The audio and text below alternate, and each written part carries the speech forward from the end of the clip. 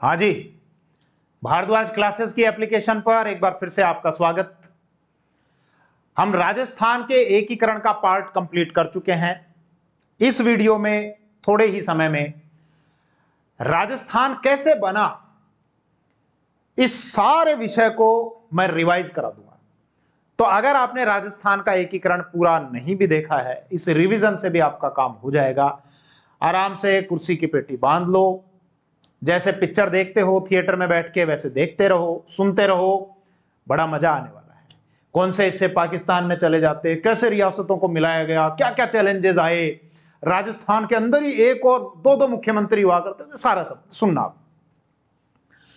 Britain की संसद का एक सदन, ये जो फोटो है, हाउस ऑफ कॉमन, बात है 1945 की। ब्रिटेन में चुनाव हुए, संसद के चुनाव, प्रधानमंत्री के चुनाव। कंजर्वेटिव पार्टी हार गई। कंजर्वेटिव पार्टी के नेता विंसेंट चर्चिल, जो ब्रिटेन के प्रधानमंत्री थे, पद छोड़ना पड़ा। लेबर पार्टी जीत गई। लेबर पार्टी के नेता क्लीमेंट एटली ब्रिटेन के अगले प्रधानमंत्री बने। क्लीमेंट एटली ने चुनाव से पहले कहा था कि भारतीयों, तुमको मैं आजादी दे दूंगा। हालांकि ये आजादी वो आजादी नहीं थी जो आज हमारे पास में है, लेकिन रिवीजन का पार्ट है तो सुनते जाना। क्लीमेंट एटली जब प्रधानमंत्री बने, जनता ने पूछा कैसे आजादी दोगे? बोले देखते जाओ, कॉपी ले लो, पेन ले लो और नोट करो एक डेट। बोले बताओ। 30 जून 1948 तक भारतीयों तुमको आजाद कर दूंगा। बोले कैसे? देखो, भारत में उस समय जो वायसराय थे वेवेल, उनको बुला लिया। वेवेल साहब वापस आ जाओ। वेवेल की जगह नया वायसराय बनाकर भेजा डिकी बर्ड। इनके दोस्त बोलते थे इनको डिकी बर्ड, हम लोग माउंटबेटन बोलते थे, तो ये माउंटबेटन ये भारत के वायसराय बनकर आए।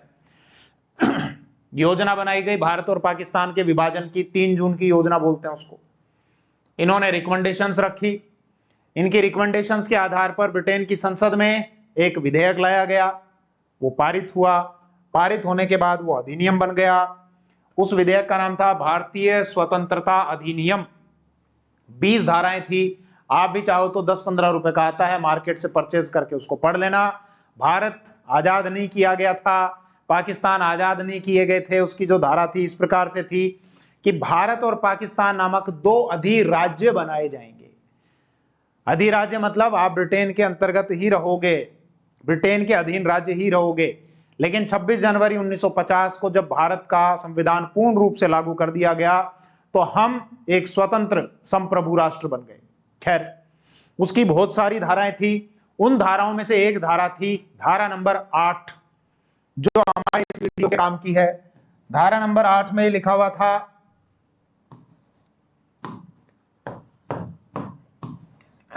धारा नंबर 8 जो रियासतों से रिलेटेड थी।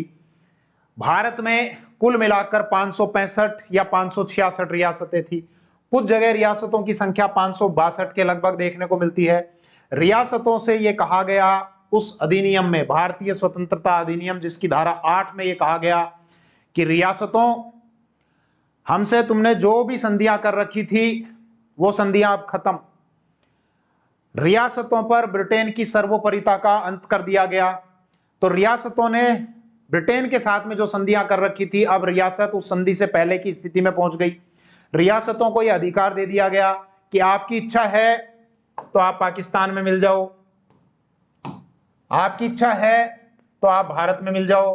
पाकिस्तान का मतलब ये वाला पाकिस्तान, पश्चिमी पाकिस्तान कहा गया, और आज का जो बांग्लादेश, जिसको उस समय पूर्वी पाकिस्तान कहा गया। योजना तो बड़ी तगड़ी भी बनाई गई थी कि दोनों को जोड़ने के लिए एक गलियारा निकाला जाएगा, एक चौड़ी सड़क मान लो, यहां से पूर्वी और पश्चिमी पाकिस्तान को जोड़ा जाएगा। अब अगर जोड़ दिया जाता तो ऊपर का जो भारत का हिस्सा, ऊपर का ऊपर अलग और नीचे वाला नीचे का हिस्सा अलग। ये भी प्रावधान थे कि रियासतों, अगर तुम अपने आप को स्वतंत्र इकाई रखना चाहो तो अपने आप को स्वतंत्र इकाई भी रख सकते हो। इन प्रावधानों का फायदा उठाया भोपाल के नवाब थे हमीदुल्ला खां। हमीदुल्ला खां जो उस समय नरेंद्र मंडल के अध्यक्ष भी थे। नरेंद्र मंडल जो राजाओं के हित की बात करता था, 1920-21 में बनाया गया था। हमीदुल्ला खां ने यह कहा कि मैं तो पाकिस्तान के साथ में मिलूंगा, पाकिस्तान के साथ में अगर भोपाल को मिलाया जाएगा तो भोपाल तो कोई वस्तु तो है नहीं जिसको उठाकर यहां पर और पाकिस्तान में छोड़कर आ जाएंगे उंगली पकड़कर। अगर भोपाल को यहां मिलाया जाना है पाकिस्तान में तो मारवाड़ भी मिलाना पड़ेगा, मेवाड़ भी मिलाना पड़ेगा, इंदौर भी मिलाना पड़ेगा, बड़ौदा भी मिलाना पड़ेगा। तो भोपाल के नवाब ने कुछ चालें भी चली, धौलपुर के उदयभान सिंह को अपनी तरफ मिलाया कि अपन तो स्वतंत्र रहेंगे या पाकिस्तान में मिलेंगे। जोधपुर के जो शासक थे हनुमंत सिंह, इनसे भी थोड़ी इन्होंने गुफ्तगू की। हम ये देखते हैं 1945 का एक समाचार पत्र था रियासती, जो सुमनेश जोशी के द्वारा छापा करते थे वो, उसमें हनुमंत सिंह और पाकिस्तान के जो मोहम्मद अली जिन्ना थे, इन दोनों के बीच में बातचीत हुई थी। वो इस प्रकार से थी कि हनुमंत सिंह जब यहाँ इनसे मिलने के लिए गए मोहम्मद अली जिन्ना से, तो उन्होंने कहा कि साहब कुछ शर्तें रखी कि ये वाला पोर्ट हमको मिल जाए, ये सुविधा हमको मिल जाए, ये सुविधा हमको मिल जाए तो हम पाकिस्तान में अपना विलय कर सकते हैं।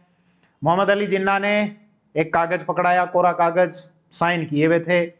फिर हनुमंत सिंह ने कहा कि ये भी शर्तें हैं, ये भी शर्तें हैं। तो मोहम्मद अली जिन्ना ने कहा कि आपके पास एक कोरा कागज है, उस कोरे कागज में मेरे साइन हैं, जो भी शर्तें हैं वो सारी शर्तें आप उसमें लिख लो, सारी शर्तें आपकी मान ली जाएंगी।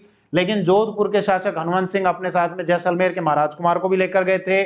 जब ये हस्ताक्षर करने वाले थे, जैसलमेर वालों ने पूछ लिया कि कल को अगर यहाँ सांप्रदायिक दंगे होंगे तो क्या आप निष्पक्ष रहोगे, निकल रहोगे? तुरंत हनुमंत सिंह ने साइन करते हुए अपने आप को रोका और ये कहा कि देखो मेरे राज्य की जो प्रजा है, मेरे जो सामंत है, जो राजमाता है, तो एक बार मैं उनसे भी डिस्कशन कर लूं। मोहम्मद अली जिन्ना तुरंत समझ गया कि मामला गड़बड़ हो गया, अब जोधपुर नहीं मिलने वाला। इसके अलावा सरदार वल्लभ भाई पटेल और उनके सचिव वीपी मेनन के जो प्रयास हुए, उनके कारण जोधपुर रियासत का भारत में ही विलय हो गया था।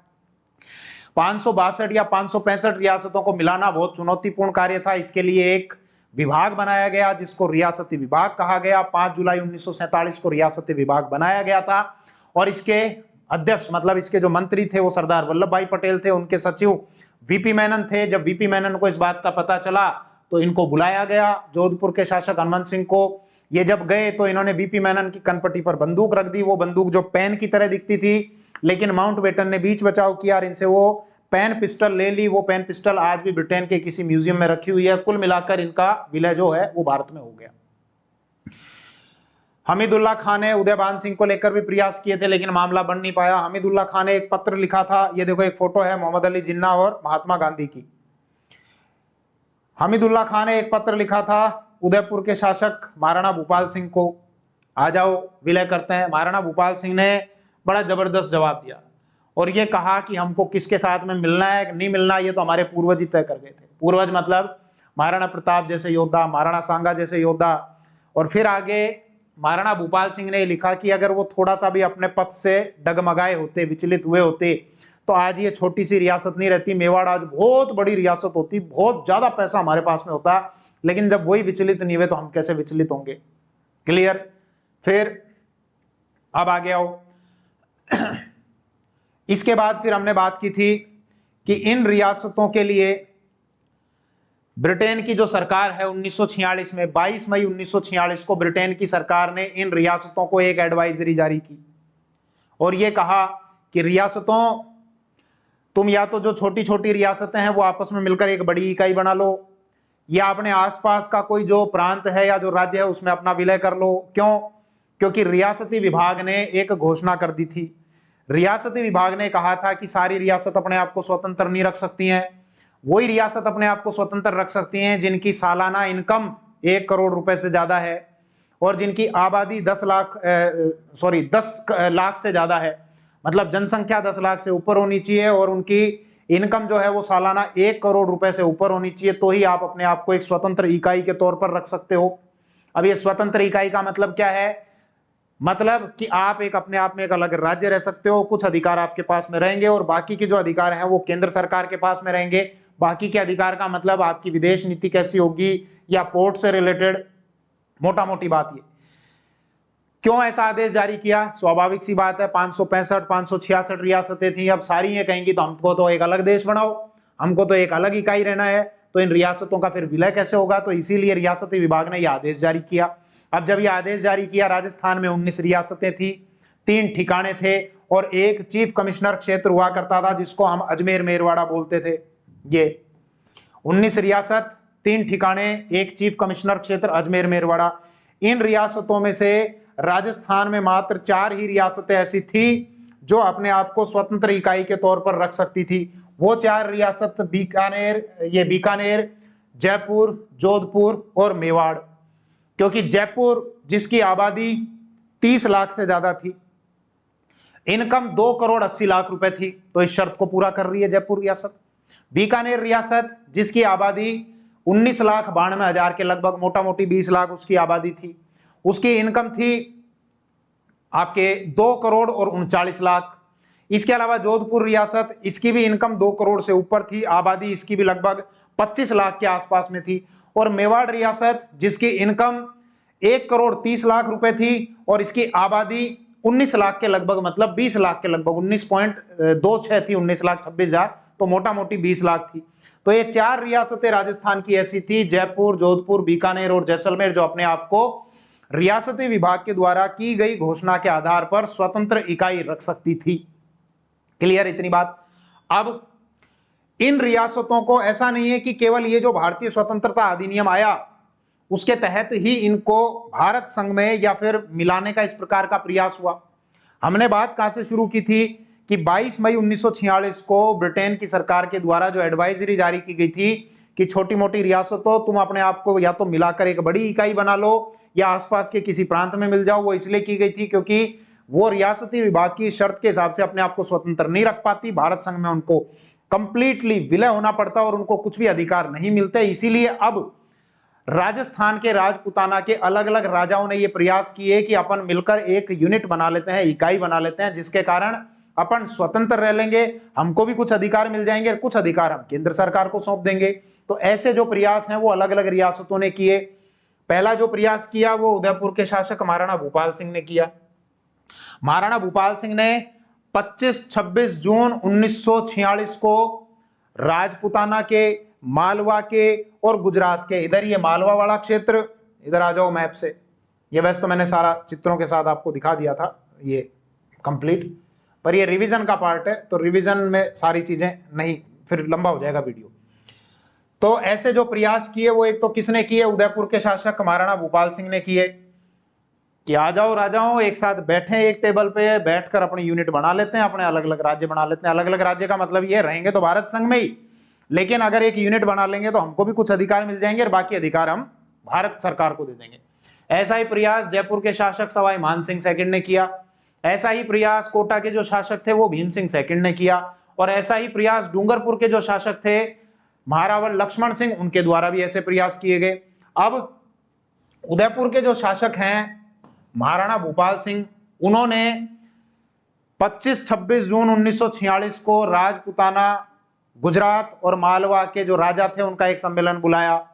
बोले आ जाओ एक यूनिट बना लेते हैं, कुछ अधिकार अपने पास में रहेंगे, बाकी अधिकार केंद्र सरकार को दे देंगे। बात नहीं बनी। महाराणा भूपाल सिंह ने फिर अपना वैधानिक सलाहकार बनाया के.एम. मुंशी को। ये के.एम. मुंशी से पूछा बताओ क्या करें, इन्होंने कहा वापस बुला लो। तो 23 मई 1947 को फिर बुलाया राजस्थान, गुजरात और मालवा के शासकों को, कहा आ जाओ एक इसकी ड्राफ्टिंग कर लेते हैं, ब्लूप्रिंट बना लेंगे और जो संघ बनाएंगे उसमें किस राजा के पास क्या अधिकार रहेंगे ये तय कर लेंगे। बोले पहले बना लो उसके बाद फिर आ जाएंगे।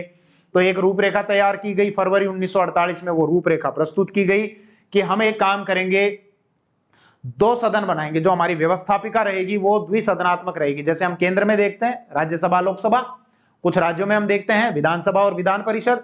तो इन्होंने कहा कि द्विसदनात्मक विधान व्यवस्थापिका बना लेंगे। एक होगा उच्च सदन, एक होगा निम्न सदन।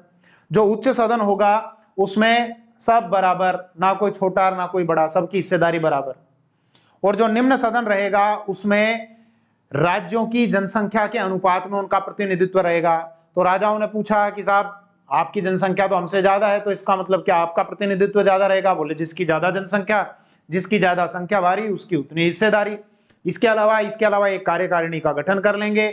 उस कार्यकारिणी में क्या होगा? बोले साहब राजाओं को सदस्य बना लेंगे, सामंतों को ले लेंगे, राजा जो है वो आपके अध्यक्ष बना दिए जाएंगे, 3 साल के लिए वो अध्यक्ष रहेंगे। लेकिन मामला बैठा नहीं, प्रयास असफल हो गए। एक पत्र से इस बात का खुलासा होता है कि राजाओं के बीच में आपसी विश्वास की कमी थी। जैसा मेवाड़ के शासक महाराणा भूपाल सिंह अलवर के शासक तेज सिंह प्रभाकर को एक लेटर लिखते हैं और लेटर में ये कहते हैं कि साथ मिलकर काम तो करना चाहते हैं। ये महाराजा तेज सिंह प्रभाकर अलवर के शासक मेवाड़ के शासक महाराणा भूपाल सिंह, इनको एक लेटर लिखा था और ये कहा था साथ मिलकर काम तो करना चाहते हैं, लेकिन परस्पर विश्वास की कमी के कारण बैठ ही नहीं पाते हैं, बात ही नहीं बन पाती है। तो इनका ये जो प्रयास है ये फेल हो गया। फिर दूसरा प्रयास जयपुर के शासक सवाई मानसिंह सेकंड ने किया था। इनके दीवान थे वीटी कृष्णमाचारी, ये बड़ौदा के भी दीवान रह चुके थे और फिर भारत की स्वतंत्रता के बाद 1960 के समय ये राज्यसभा के सदस्य भी बनाए गए थे। इन्होंने राजाओं को बुलाया, राजाओं से कहा आ जाओ एक संघ बनाते हैं और उस संघ में कुछ पावर आपके पास में रहेगी और कुछ पावर उस यूनियन को दे दी जाएगी, संघ को। बोले क्या क्या पावर दोगे? बोले यूनियन के पास न्याय की पावर रहेगी, इसके अलावा पुलिस की पावर रहेगी, इसके अलावा शिक्षा की पावर रहेगी। बोले संघ में ज्यादा किसकी चलेगी? बोले जिसकी जनसंख्या ज्यादा, जिसकी आमदनी ज्यादा। तो ज्यादा किसकी थी? जयपुर की। तो मामला नहीं बन पाया, गड़बड़। उसके बाद ऐसा ही प्रयास जो आपके कोटा के शासक थे भीम सिंह सेकंड, उनके द्वारा किया गया। ये भीम सिंह सेकंड बहुत जबरदस्त निशानेबाज थे, मैंने आपको बताया। और जो मॉन्ट्रियल ओलंपिक हुए थे 1976 में, उसमें भारत की तरफ से खेलने के लिए गए थे, निशानेबाजी के खेल से संबंधित। इन्होंने झालावाड़ के शासक को बुलाया, राजा हरिश्चंद्र को, राज राणा हरिश्चंद्र को। बूंदी के शासक को बुलाया, राज बहादुर सिंह को। बोले आ जाओ एक संगठन बनाते हैं, हाड़ौती संघ। हाड़ौती संघ बनाने के प्रयास किए गए, मामला नहीं बैठा, ये हाड़ौती संघ। ऐसा ही प्रयास ये डूंगरपुर के शासक महारावल लक्ष्मण सिंह ने किए थे। महारावल लक्ष्मण सिंह ने वागड़ संघ बनाने की बात की थी। वागड़ संघ किसको? डूंगरपुर मिला लेंगे, बांसवाड़ा मिला लेंगे, प्रतापगढ़ मिला लेंगे और एक ठिकाना था कुशलगढ़।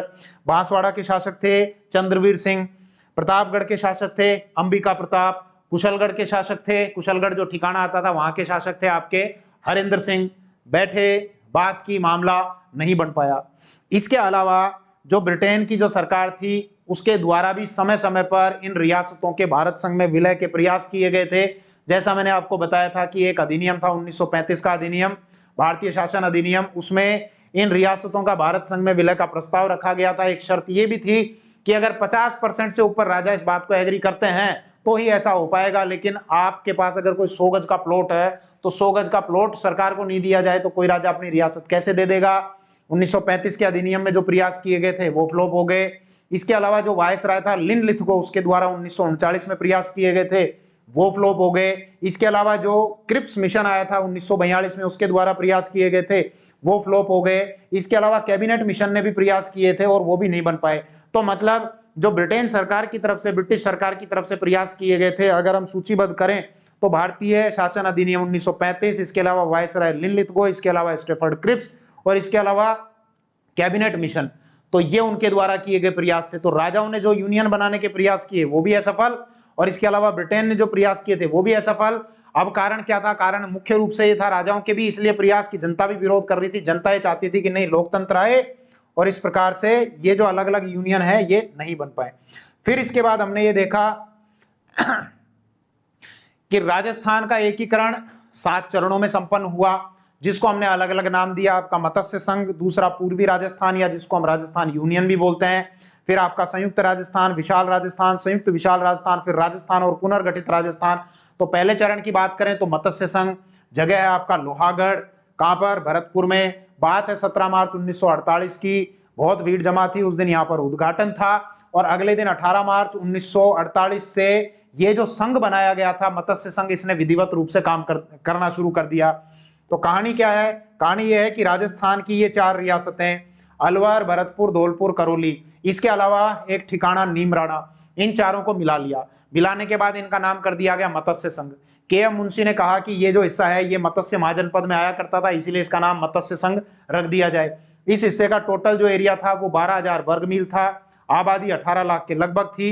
इनकम 184 लाख या 1,84,00,000 थी। अलवर के शासक तेज सिंह प्रभाकर, भरतपुर के शासक ब्रिजेंद्र सिंह, धौलपुर के शासक उदयभान सिंह, करौली के शासक वासुदेव गणेशपाल, नीमराणा के शासक राजेंद्र सिंह, इन सबको मिलाया और मिलाकर एक संगठन बना लिया मत्स्य संघ। उसी मत्स्य संघ का यहाँ पर उद्घाटन किया गया 17 मार्च 1948 को। 18 मार्च को इस मत्स्य संघ ने विधिवत रूप से काम करना शुरू कर दिया।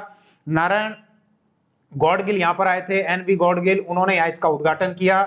नारायण विष्णु गौडगिल जो केंद्र सरकार में खान एवं खनिज मंत्री थे, ये उस दिन की फोटो है। शपथ ग्रहण वगैरह ये करा रहे हैं। धौलपुर के शासक उदयभान सिंह बैठे हुए हैं। इनको राज प्रमुख बना दिया गया था, लेकिन राजधानी उदयपुर आपके अलवर को बनाया गया था। क्यों बनाया गया था? समझना, अलवर रियासत एरिया में बड़ी थी, पैसे में भी बड़ी थी, लेकिन उसके बावजूद अलवर के शासक तेज सिंह प्रभाकर को राज प्रमुख नहीं बनाया गया था, क्योंकि अलवर में एक तो सांप्रदायिक दंगे हो रहे थे, भरतपुर में भी हो रहे थे, और अलवर भरतपुर के क्षेत्र में जो मेव मुसलमान हैं उन्होंने भरतपुर के 209-210 गांवों को आग लगा दी थी। इसके अलावा महात्मा गांधी की जब हत्या हुई थी 30 जनवरी 1948 को, तो महात्मा गांधी की हत्या में अलवर के शासक तेज सिंह प्रभाकर और उनके जो सचिव थे नारायण भास्कर खरे, उनका नाम आ रहा था। हालांकि ये बात सिद्ध नहीं हो पाई थी, बाद में अलवर के शासक और उनके सचिव को निर्दोष करार दे दिया था। लेकिन जब तक ये जांच होती, अलवर के शासक को और भरतपुर के शासक ब्रजेंद्र सिंह को, दोनों को दिल्ली बुला लिया गया था, और इन्हीं कारणों की वजह से धौलपुर के शासक उदयभान सिंह को राज्य प्रमुख बना दिया गया था, लेकिन राजधानी अलवर को ही बनाया गया था। क्लियर। फिर मंत्रिमंडल बनाया गया था, तो ये मंत्रिमंडल यहाँ पर ये शपथ ले रहा है। शोभाराम कुमावत को प्रधानमंत्री बनाया गया था। इसके अलावा जुगल किशोर चतुर्वेदी जो रेवाड़ी के थे, जिनको राजस्थान का नेहरू कहा जाता है, उनको प्रधानमंत्री बनाया गया। इसके अतिरिक्त मास्टर भोलानाथ जी को ले लिया, गोपीलाल यादव को ले लिया और चिरंजीलाल शर्मा को ले लिया। मैंने आपको यह भी बताया था कि ध्यान रखना, चिरंजीलाल शर्मा और चिरंजीलाल मिश्र दोनों अलग अलग हैं। चिरंजीलाल मिश्र जयपुर प्रजामंडल से रिलेटेड हैं, जब जयपुर प्रजामंडल का पुनर्गठन किया गया था, और जो चिरंजीलाल शर्मा है वो करौली प्रजामंडल से रिलेटेड है। फिर मैंने आपको ये बताया था कि इन राजाओं को जेब खर्ची भी दी गई कि मान लीजिए आज सरकार आपका कोई प्लॉट अगर लेती है, अधिग्रहण करती है, तो सरकार उसके बदले आपको कुछ मुआवजा देती है। तो राजा तो अपनी पूरी रियासत दे रहा है, तो इनको जेब खर्ची दी गई, जिसको प्रिवी पर्स कहा गया। अलवर के शासक को इस संघ में सबसे ज्यादा दी गई थी 5,20,000 की प्रिवी पर्स। इसके अलावा भरतपुर वालों को 5,02,000 की दी गई थी। धौलपुर के शासक उदयभान सिंह को 2,64,000 की प्रीवी पर्स दी गई थी, और करौली के जो शासक थे उनको 1,05,000 रुपए की प्रीवी पर्स दी गई थी। बाद में हम ये देखते हैं कि केंद्र सरकार ने, जब इंदिरा गांधी प्रधानमंत्री थी, 1969 में प्रीवी पर्स को समाप्त कर दिया था, लेकिन माधवराज सिंधिया सर्वोच्च न्यायालय पहुंच गए। सर्वोच्च न्यायालय ने कहा नहीं, प्रीवी पर्स मिलेगी, भारत सरकार ने वादा किया था। तो बाद में 26वां संविधान संशोधन किया गया 1971 में, और उसके तहत इस प्रीवी पर्स को समाप्त कर दिया गया था। पानी पी लेता हूं, आपके आज्ञा हो तो।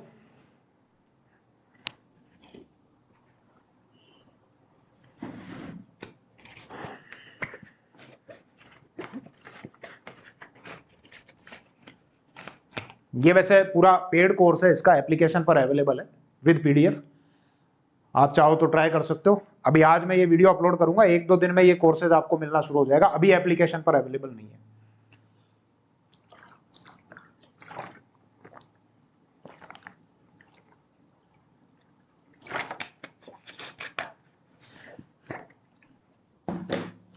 हो गया आपका मत्स्य संघ। ये इमेजेस उदयभान सिंह राज प्रमुख, के.एम. मुंशी, इन्होंने सलाह दी थी कि इसका नाम ये रखो। ये जुगल किशोर चतुर्वेदी उप प्रधानमंत्री बनाए गए थे, शोभाराम कुमावत जो प्रधानमंत्री बनाए गए थे। फिर इसके बाद ये सारा सब बता दिया, प्रीवी पर्स वगैरह आपको। इसके बाद हमने दूसरा चरण देखा, जिसको हमने पूर्वी राजस्थान या राजस्थान संघ कहा था। ये धौलपुर के ये आपके कोटा के शासक भीम सिंह सेकेंड, ये बूंदी के शासक बहादुर सिंह, ये डूंगरपुर के शासक लक्ष्मण सिंह। ये जो दूसरा चरण संपन्न हुआ 8 दिन बाद हुआ था भाई, वो पिछला हुआ था आपका 18 मार्च, 7-8 दिन जोड़ लो, ये हो गया आपका दूसरा 25 मार्च 1948। 1948 में 3 चरण संपन्न हुए थे, मत्स्य संघ, पूर्वी राजस्थान और संयुक्त राजस्थान।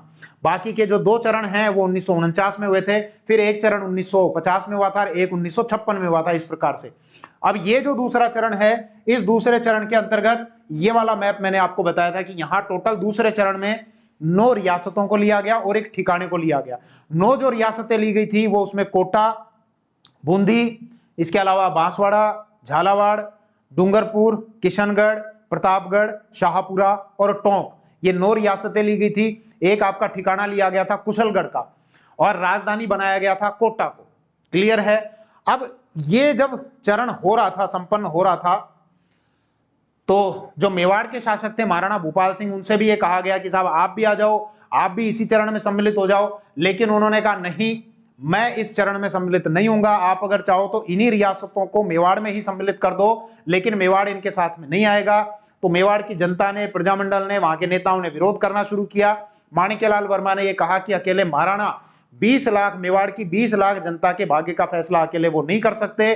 जनता सड़कों पर उतरने लगी, महाराणा को दबाव झेलना पड़ा, और महाराणा ने जब इसका उद्घाटन हुआ, इस पूर्वी राजस्थान का 25 मार्च 1948, तो उससे 2 दिन पहले महाराणा ने ये कहा, दिल्ली संदेश भिजवाया कि okay, I am agree, I am ready, और मुझे भी इसी चरण में सम्मिलित कर लिया जाए।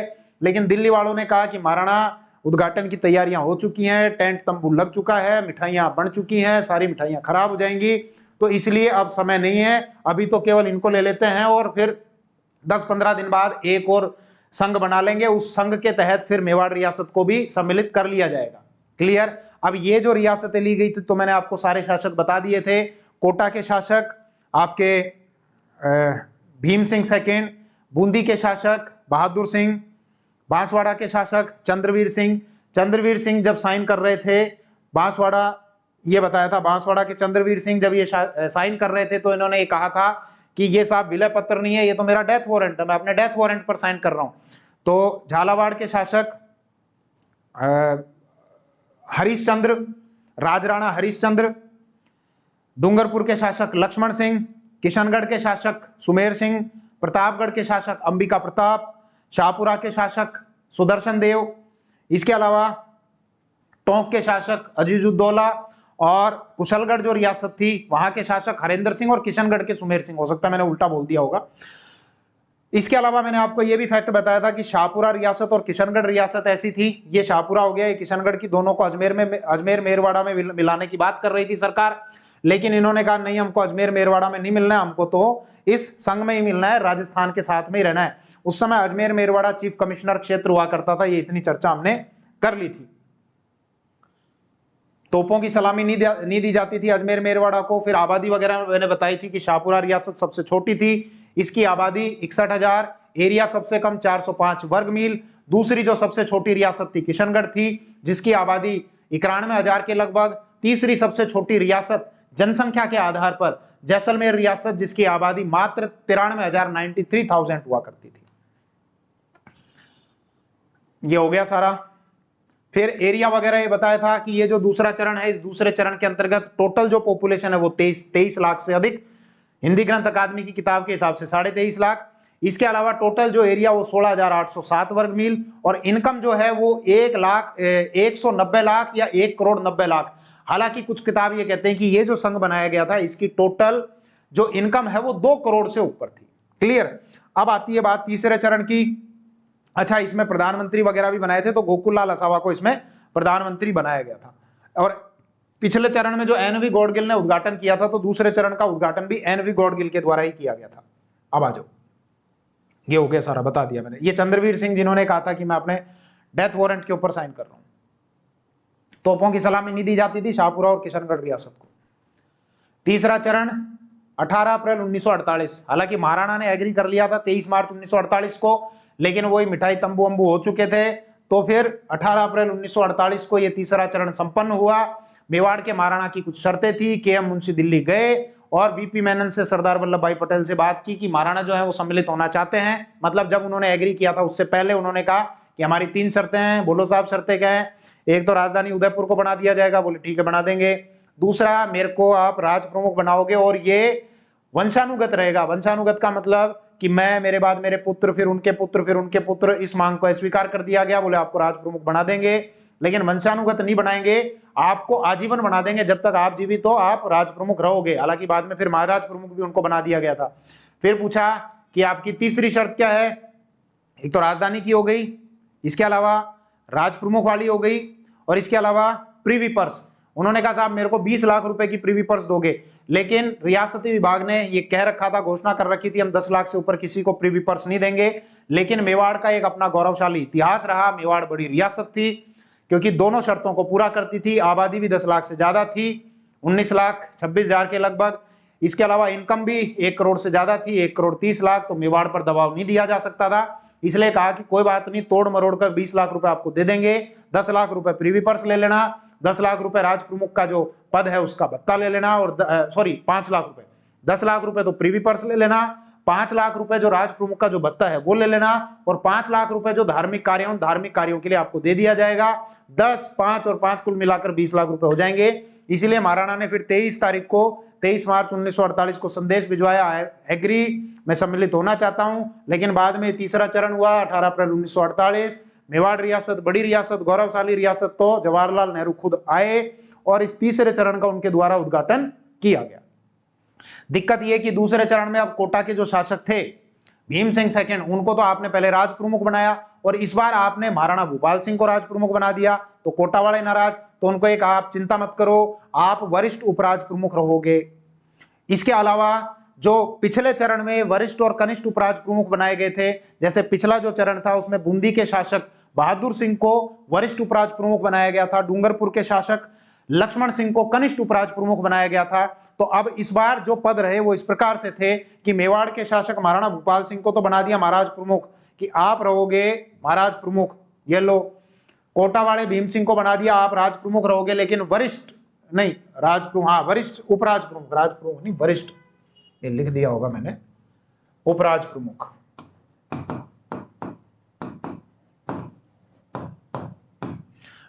बूंदी के बहादुर सिंह और डूंगरपुर के लक्ष्मण सिंह दोनों को कहा आप कनिष्ठ उपराज प्रमुख रहोगे, ये इस वाले चरण में।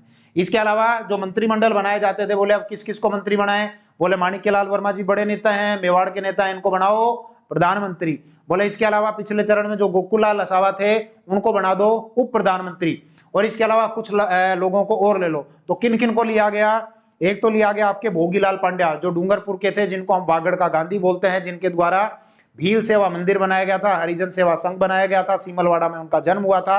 इसके अलावा किसको लिया गया, भूरेलाल बयां जो मेवाड़ प्रजामंडल में गिरफ्तार किए गए थे, सराड़ा किले में कैद किए गए थे, सराड़ा किले जिसको मेवाड़ का काला पानी कहा जाता है। इसके अलावा अभिन्न हरि जो कोटा से लिए गए थे, इसके अलावा ब्रज सुंदर शर्मा जो बूंदी से लिए गए थे, इसके अलावा मोहनलाल सुखाड़िया जो उदयपुर से लिए गए थे, इसके अलावा प्रेम नारायण माथुर जो उदयपुर से लिए गए थे। क्लियर है, ये हो गया आपका दूसरा चरण संपन्न। कोटा वाले और नाराज हुए, बोले आपने तो हमारी राजधानी छीन ली, अब राजधानी आपने उदयपुर को बना लिया। तो इनको कहा कोई बात नहीं, आप चिंता मत करो, जो विधानसभा का हर साल एक सेशन होगा, एक सेशन कोटा में कराया जाएगा हर साल, राजी रहो। इसके अलावा जैसे पहले चरण में हमने ये देखा मत्स्य संघ में टोटल एरिया 12,000 वर्ग मील, टोटल पॉपुलेशन 18 लाख के लगभग, टोटल इनकम 184 लाख। दूसरे चरण में हमने देखा टोटल एरिया 16,807 वर्ग मील, टोटल जो इनकम थी 190 लाख या 1 करोड़ 90 लाख, और कुछ किताब 2 करोड़ से ऊपर बताती हैं। टोटल जो आबादी थी वो 23.5 लाख पिछले वाले चरण की। और इस चरण में अगर हम देखें तो इस चरण का टोटल जो एरिया है वो 29,000 समथिंग वर्ग मील, टोटल जो पॉपुलेशन हो गई वो 42 लाख के लगभग, और टोटल जो इनकम हो गई वो 3 करोड़ से ऊपर 316 लाख। क्लियर, ये हो गया दूसरा चरण। इस चीज को मैंने लिखा नहीं था क्या कहीं पे, इसको शायद मैंने लिखा नहीं था, कोई बात नहीं, मैं इसको बाद में ऐड कर दूंगा। ये इस चरण का जो आबादी थी, इनकम थी और एरिया था। फिर आता आपका चौथा चरण। अभी तक हम ये देखते हैं कि राजस्थान की बड़ी बड़ी रियासतों को तो मिलाया ही नहीं, जयपुर, जोधपुर, बीकानेर और जैसलमेर हालांकि एरिया में बड़ी थी, जनसंख्या और इनकम में बड़ी नहीं थी। बड़ी 4 रियासतों में जो शर्तों को पूरा करती थी केवल उदयपुर को ही मिलाया गया था। तो अब इन रियासतों को भी मिलाने की बारी थी। तो चौथा चरण जिसको कहा गया बृहत राजस्थान या विशाल राजस्थान, ये हुआ 30 मार्च 1949। 3 तो हो गए थे 1948 में, अब ये चौथा कब हुआ, 1949 में। तिथि थी इस दिन चैत्र शुक्ल एकम, और 30 मार्च को ऐसा होने के बाद राजस्थान का लगभग ये स्वरूप अस्तित्व में आ गया था। इसीलिए हर साल 30 मार्च को राजस्थान दिवस मनाया जाता है। इस चौथे चरण में 4 रियासतें जयपुर, जोधपुर, बीकानेर और जैसलमेर ली गई थी। इसके अलावा एक ठिकाना था लवा, हालांकि ये जो ठिकाना था लवा, इसको पहले ही 19 जुलाई 1948 को जयपुर राज्य में विलय कर दिया गया था। यहां इस लवा के जो शासक थे वो थे प्रदीप सिंह, जयपुर के शासक थे सवाई मानसिंह सेकंड, जोधपुर के शासक थे हनुमंत सिंह, बीकानेर के शासक थे शार्दुल सिंह और जैसलमेर के शासक थे आपके बहादुर रघुवीर सिंह, सॉरी दिमाग से, रघुनाथ सिंह जी। जैसलमेर के शासक थे रघुनाथ सिंह बहादुर। ये इनको मिला दिया गया। हालांकि मैंने और डिटेल से आपको ये बताया था कि जयपुर राज्य ने एक अलग प्रयास किया था। जयपुर के शासक सवाई मानसिंह सेकंड ने कहा था कि अलवर हमको दे दो, करौली हमारे अंदर विलय कर दो, भरतपुर और धौलपुर उत्तर प्रदेश को दे दो, पश्चिम राजस्थान एक अलग इकाई बना दो, और इधर ये जो दक्षिण राजस्थान वाली है वो एक अलग इकाई बना दो। जयपुर के शासक सवाई मानसिंह सेकंड ने भी जो सचिव वीपी मेनन थे रियासती विभाग के, उनके समक्ष अपनी कुछ शर्तें रखी थी कि मुझे राज प्रमुख बनाया जाए, और ये जो है वंशानुगत रहनी चाहिए पोस्ट, राजधानी जयपुर को बनाया जाना चाहिए, और इसके अलावा एक तो राजधानी का हो गया, इसके अलावा राज प्रमुख की पोस्ट हो गई। और हाँ ठीक है, ये 2 शर्तें उन्होंने रखी थी। और इसके अलावा जो वेतन भत्ता तो उनको खैर एक्स्ट्रा दे ही दिया गया था।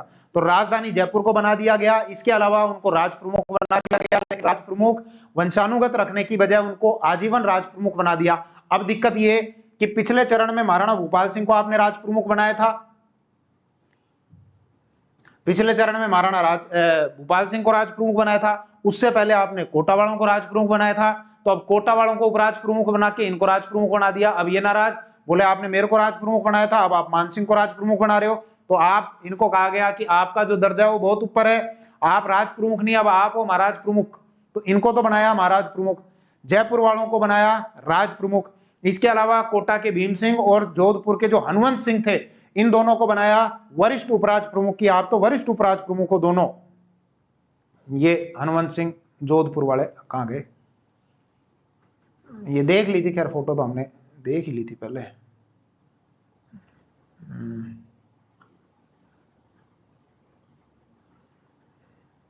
ये इनको बना दिया महाराज प्रमुख, इनको बना दिया राज प्रमुख। हनुमंत सिंह और इसके अलावा भीम सिंह कोटा वाले, उनको बनाया वरिष्ठ उपराज प्रमुख। बूंदी के बहादुर सिंह और डूंगरपुर के लक्ष्मण सिंह, इनको बनाया कनिष्ठ उपराज प्रमुख। हीरालाल शास्त्री जो राजस्थान के मनोनीत मुख्यमंत्री भी बने थे, इनको बनाया प्रधानमंत्री। पहले ये पोस्ट प्रधानमंत्री की हुआ करती थी। इसके अलावा और इनके मंत्रिमंडल में बहुत सारे लोग लिए गए, जैसे रघुवर दयाल गोयल जो बीकानेर से थे। बीकानेर प्रजामंडल में हम देखते हैं कि बीकानेर प्रजामंडल की स्थापना 22 जुलाई 1942 को रघुवर दयाल गोयल के द्वारा की गई थी।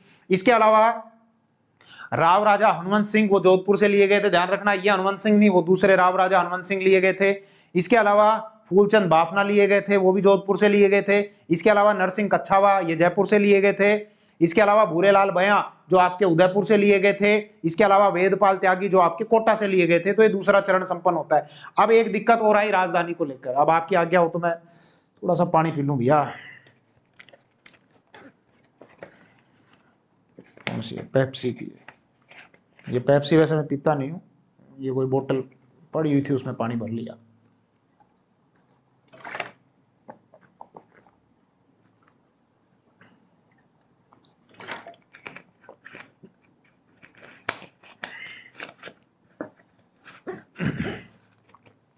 तो क्या बता रहा था मैं, अब बात आई आपकी राजधानी को लेकर।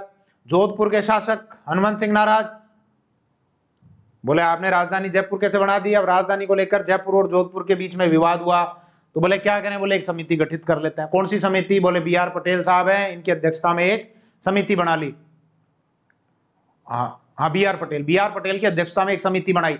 उस समिति में 2 मेंबर लिए, एक तो आपके TC पुरी और एक SP सिन्हा। इस समिति ने अपनी सिफारिश दी और इस समिति की सिफारिशों के आधार पर जोधपुर और जयपुर में से जयपुर को राजधानी बनाया। ध्यान देना, आपके दिमाग में चल रहा होगा कि साहब एक समिति सत्यनारायण राव समिति, उसके आधार पर जयपुर को राजधानी बनाया गया था। वो जब जयपुर और अजमेर के बीच में विवाद होगा 1 नवंबर 1956 को जब राजस्थान का गठन हुआ था, उस समय वो सत्यनारायण राव समिति बनाई गई थी। वो तो जयपुर और अजमेर के विवाद के लिए बनाई गई थी, और ये जो बनाई गई है ये जयपुर और जोधपुर के विवाद के लिए बनाई गई है। तो ये वाली समिति, इसके आधार पर जयपुर को राजधानी बनाया गया। इस समिति ने कहा कि जोधपुर दूर है दिल्ली से, पानी की कमी है, ऐसे में जयपुर दिल्ली के पास है, पानी की भी कमी नहीं है, तो जयपुर को राजधानी बना दो। आगे अब जब इन सबको ये बनाया मिलाया, तो असंतोष राजाओं में, बोले पहले हमको राज प्रमुख बनाया, अब आप किसी और को बना रहे हो, हमको राजधानी भी नहीं दे रहे। तो फिर इनको कहा कि कोई बात नहीं, अब आप एक चिंता मत करो, आपको भी कुछ ना कुछ देंगे। हाई कोर्ट, बोले हाई कोर्ट जोधपुर को। बोले शिक्षा विभाग, बोले शिक्षा विभाग आपके बीकानेर को। बोले वन कोटा वाले क्षेत्र को। बोले कृषि विभाग, बोले आपके भरतपुर को। और बोले उदयपुर में, बोले उदयपुर में खान और खनिज विभाग आप उदयपुर वालों ले लो। ये हो गया। आगे आ जाओ, आगे अब आपका है 5वां चरण। अब तो फटाफट ये प्रीवी पर्स नहीं बताई मैंने। जयपुर के शासक सवाई जयसिंह को 18 लाख रुपए की प्रीवी पर्स दी गई थी और 5.5 लाख रुपए इनको भत्ता दिया गया था राज प्रमुख के पद का। अब आप सोच रहे होंगे कि रियासती विभाग ने तो कहा था 10 लाख से ऊपर प्रीवी पर्स नहीं देंगे किसी को, इनको कैसे दे दिया। तो रियासती विभाग जाने कि क्यों दिया जब 10 लाख से ऊपर देने के लिए मना किया था। जोधपुर के हनुमंत सिंह को 17.5 लाख की दी, बीकानेर के शार्दुल सिंह को 17 लाख रुपए की प्रीवी पर्स दी, और जैसलमेर के जो शासक थे उनको 1,80,000 रुपए की प्रीविपर्स दी गई। ये बता दिया मैंने आपको किस किस को और क्या दिया गया। आगे अब आता है आपका पांचवा चरण। तो पांचवें चरण में मत्स्य संघ को और इसके अलावा पिछला जो आपका था विशाल राजस्थान, इन दोनों को मिला दिया गया। कब मिलाया? 15 मई 1949 को। मतलब अलवर, भरतपुर, धौलपुर, करौली और नीमराणा, इनको उठाकर और मिला दिया गया। किसमें? जो आपका अभी पिछला वाला चरण था विशाल राजस्थान। तो विशाल राजस्थान में कौन कौन हो गए? जयपुर, जोधपुर, बीकानेर, जैसलमेर, इसके अलावा उदयपुर, इसके अलावा कोटा, बूंदी, बांसवाड़ा, झालावाड़, डूंगरपुर, किशनगढ़, प्रतापगढ़, शाहपुरा, टोंक, ये सबको इनको मिलाकर अब बन गया मत्स्य संघ। तो मतलब अब राजस्थान का ये वाला जो स्वरूप है ये लगभग अस्तित्व में आ गया। ये जो मत्स्य संघ को मिलाया गया तो एक समिति बनाई गई थी, शंकर राव देव समिति, जिसके सदस्य थे प्रभुदयाल और आर के सिद्धवा। इन समिति की सिफारिश के आधार पर मत्स्य संघ का इसमें विलय कर दिया गया था। क्यों बनाई गई थी समिति? क्योंकि मैंने आपको ये बताया था कि धौलपुर और भरतपुर के शासक तो ये चाहते थे कि हमको यूनाइटेड प्रोविंस में मिला दिया जाए। यूनाइटेड प्रोविंस यानी यूपी, मतलब आज का उत्तर प्रदेश। लेकिन यहाँ की जो जनता चाहती थी वो राजस्थान में मिलना चाहती थी। हालांकि अलवर और करौली के शासक तो राजस्थान में मिलना चाहते थे, तो राजस्थान में मिले कि यूपी में मिले। इसके अलावा भरतपुर किसान सभा ये कह रही थी कि इसको मत्स्य संघ का हटाओ और एक अलग से संघ बनाओ, ब्रिज क्षेत्र बनाओ। मेव मुसलमान आंदोलन कर रहे थे, हिंसा हो रही थी, वो चाह रहे थे कि यहाँ पर मेवस्तान बनाया जाना चाहिए हमारे लिए अलग से। तो इसीलिए समिति बनाई, शंकर राव देव समिति। शंकर राव देव समिति ने कहा ना इधर की ना उधर की, इनको उठाओ और उठाकर सीधे विशाल राजस्थान में इनको सबको टिका दो। यहां पर मत्स्य संघ जब बनाया गया था तो मैंने आपको बताया था इसके प्रधानमंत्री शोभाराम कुमावत बनाए गए थे। शोभाराम कुमावत ने कहा कि मैं तो प्रधानमंत्री था, अब मेरा क्या होगा? बोले कोई बात नहीं, आपको हीरालाल शास्त्री के मंत्रिमंडल में मंत्री बना दिया जाएगा। ये क्लियर? अब क्या बचा रह गया? अब हमारा सिरोही बचा रह गया और अजमेर मेरवाड़ा बचा रह गया। तो इसमें मैंने आपको बताया था छठा चरण। छठे चरण में क्या किया? इस सिरोही के दो हिस्से करे, आधा हिस्सा दे दिया राजस्थान को, बाकी हिस्सा दे दिया आबू और देलवाड़ा का जो क्षेत्र है वो दे दिया गुजरात को। बहुत व्यापक विरोध हुआ। अब हालांकि ये पार्ट रिवीजन का है तो मोटा मोटी बताऊंगा, बाकी डिटेल से पिछले वीडियो में मैं आपको बता चुका। जब बहुत ज्यादा इसका विरोध हुआ तो विरोध के कारण ही इसका कुछ हिस्सा, जिसमें एक गांव आता था हाथल गांव, जो गोकुल भाई भट्ट का क्षेत्र हुआ करता था, जिनको राजस्थान का आम गांधी बोलते हैं। जयपुर के जो हीरालाल शास्त्री, जो राजस्थान के मुख्यमंत्री बने थे, उन्होंने सरदार वल्लभ भाई पटेल को एक लेटर लिखा था 10 अप्रैल 1948 को। ये कहा था, बोले आप ये क्या कर रहे हो, आपने तो हमसे हमारा गोकुल भाई छीन लिया। क्योंकि गोकुल भाई का जो गांव है वो हाथल गांव है, जो आपका सिरोही में आता था। और ये पूरा हिस्सा उन्होंने पहले तो मिलाया गुजरात रेजेंसी में। फिर जब विवाद बढ़ा तो उन्होंने कहा कि एक काम करो, ये भारत सरकार के पास में रहेगा। गुजरात रेजेंसी को दिया था फरवरी 1948 में, फिर भारत सरकार को दे दिया नवंबर 1948 में। फिर बाद में उन्होंने सीधे उसको उठाया और जनवरी 1949 में उसको बंबई को दे दिया। तो चारों तरफ विरोध प्रदर्शन हुए। हालांकि सरदार वल्लभ भाई पटेल ने कहा कि बोले लो तुम गोकुल भाई भट्ट ले लो और इनका गांव जो है मैं राजस्थान को देता हूं, लेकिन आबू और देलवाड़ा का जो क्षेत्र है वो गुजरात में उन्होंने मिलाए रखा। बाद में हालांकि हम ये देखते हैं कि 1 नवंबर 1956 को जो हमारा 7वां और अंतिम चरण था, जिसमें आबू देलवाड़ा राजस्थान को दे दिए गए, अजमेर और मेरवाड़ा का क्षेत्र राजस्थान में मिला दिया गया। क्योंकि इससे पहले अजमेर मेरवाड़ा का जो क्षेत्र था ये बीच में एक टापू की तरह हो गया था कि ये पूरा राजस्थान अलग है, ये बीच में एक टापू सा बना दिया गया। तो ये भी राजस्थान को दे दिया गया। इसके अलावा मध्य प्रदेश से सुनेल टप्पा लेकर राजस्थान के झालावाड़ में मिला दिया गया। और राजस्थान के कोटा में एक जगह आती थी सिरोंज, उस सिरोंज को कोटा से हटाकर मध्य प्रदेश को दे दिया। हालांकि सिरोंज कुछ किताबों में झालावाड़ भी लिखा हुआ है, लेकिन राजस्थान हिंदी ग्रंथ अकादमी की किताब ये कहती है कि ये वाला जो हिस्सा है आपका सिरोंज, ये कोटा जिले में आता था, मतलब कोटा क्षेत्र में आता था। इसको उठाकर हमने वहां पर उस क्षेत्र में दे दिया। ये जो 7वां चरण हुआ, इस 7वें चरण के लिए मैंने आपको बताया था एक आयोग बनाया गया, राज्य पुनर्गठन आयोग। दिसंबर 1953 में बना था। सितंबर 1955 में उसने अपनी रिपोर्ट दी थी। उसकी रिपोर्ट के आधार पर राज्य पुनर्गठन अधिनियम पारित किया, संविधान में 7वां संशोधन किया गया। और उस 7वें संशोधन के द्वारा 1 नवंबर 1956 को ये जो पूरा भूभाग है, इसके लिए जो ए, बी और सी और डी अलग अलग कैटेगरी हुआ करती थी, वो भेदभाव समाप्त कर दिया गया। राजस्थान जो कि बी और सी कैटेगरी के अंतर्गत आया करता था। बी कैटेगरी का मतलब वो राज्य जो रियासतों को जोड़कर बनाए गए थे। सी कैटेगरी का मतलब जो चीफ कमिश्नर क्षेत्र हुआ करते थे ब्रिटिश भारत में, उसको सी कैटेगरी का राज्य कहा जाता था। डी कैटेगरी में आपका अंडमान निकोबार वाला क्षेत्र आया करता था। और ए कैटेगरी में वो राज्य आया करते थे जो सीधे ब्रिटिश प्रांतों के अधीन आया करते थे। लेकिन जब 7वां संविधान संशोधन किया गया तो इसमें संविधान के भाग 7, 8, 6, 7, 8, 9 इनमें चेंज किया गया। छठे भाग में राज्य रखे गए, 7वां भाग खाली हो गया। 8वें भाग में यूनियन टेरिटरी रखी गई और जो 9वां भाग था वो खाली रखा गया। लेकिन बाद में 9वें भाग में हम ये देखते हैं कि 73वां संविधान संशोधन करके पंचायती राज संस्थाओं को जोड़ा गया, अनुच्छेद 243 से 243 ओ तक। फिर 74वां संविधान संशोधन नगरीय निकायों को जोड़ा गया 243 पी से लेकर 243 जेड जी तक। और फिर 97वां संविधान संशोधन जोड़ा गया 2011 में सहकारिता के लिए, अनुच्छेद 243 जेड जी से और जेड एच से और जेड टी तक। हालांकि हमको राजस्थान की बात करनी थी, तो राजस्थान में इन सारे हिस्सों को ये दे दिया गया 1 नवंबर 1956 को। इससे पिछला जो चरण था वो 26 जनवरी 1950 का था, छठा चरण, और 7वां चरण 1 नवंबर 1956 का था। इस भूभाग का विधिवत रूप से राजस्थान नाम पड़ गया था 26 जनवरी 1950 को। तो अब 1 नवंबर 1956 को जो ये 7वां चरण है, इसमें क्या कहा जाएगा इसको, तो राजस्थान तो पहले बन चुका था, अब इसका पुनर्गठन हुआ, इसीलिए इसको पुनर्गठित राजस्थान कहा गया। और ये जो राज प्रमुख की पोस्ट थी, इसका पदनाम अब चेंज कर दिया गया, इसको कर दिया राज्यपाल। और राजस्थान के पहले राज्यपाल बनाए गए थे गुरुमुख निहाल सिंह। जो गुरुमुख निहाल सिंह जिन्होंने यहाँ पर ज्वाइनिंग की 25 अक्टूबर 1956। आरएस प्रीलिम्स की जो एक एग्जाम हुई थी, इस एग्जाम से पहले वाली, उसमें बहुत स्टूडेंट्स ने गलती की, मैंने भी गलती कर दी। उसमें इनकी ज्वाइनिंग को लेकर पूछा गया था। 25 अक्टूबर 1956 को ज्वाइनिंग की थी, लेकिन हम ये पढ़ते आते हैं कि 1 नवंबर 1956 को 7वां चरण हुआ, तो वही दिमाग में लगाकर टिक कर दिया। लेकिन ये ध्यान रखना 25 अक्टूबर 1956 आए, सवाल गलत हो गया, तो जो राज्यपाल की जो वेबसाइट ऑफिशियल, वहां जाकर चेक किया तो वहां से ये डेट मिली। और जयपुर के जो शासक थे राज प्रमुख, ये सवाई मानसिंह सेकंड, अब ये राज प्रमुख वाली पोस्ट खत्म हो गई। लेकिन ये ध्यान रखना जयपुर के शासक सवाई मानसिंह सेकंड जो राज प्रमुख थे, इन्होंने ही गुरुमुख निहाल सिंह को शपथ दिलाई थी राज्यपाल की पोस्ट की। ये बात इंपॉर्टेंट इसलिए हो जाती है क्योंकि जो चीफ जस्टिस हैं वो राज्यपाल को शपथ दिलाते हैं, लेकिन यहाँ पर जो पहले राज्यपाल हैं इनको राज प्रमुख के द्वारा शपथ दिलाई गई थी। क्लियर। फिर अब एक बात हो रही थी कि ये जो 7वां चरण है, इस 7वें चरण में ये है आपके हरिभाऊ उपाध्याय।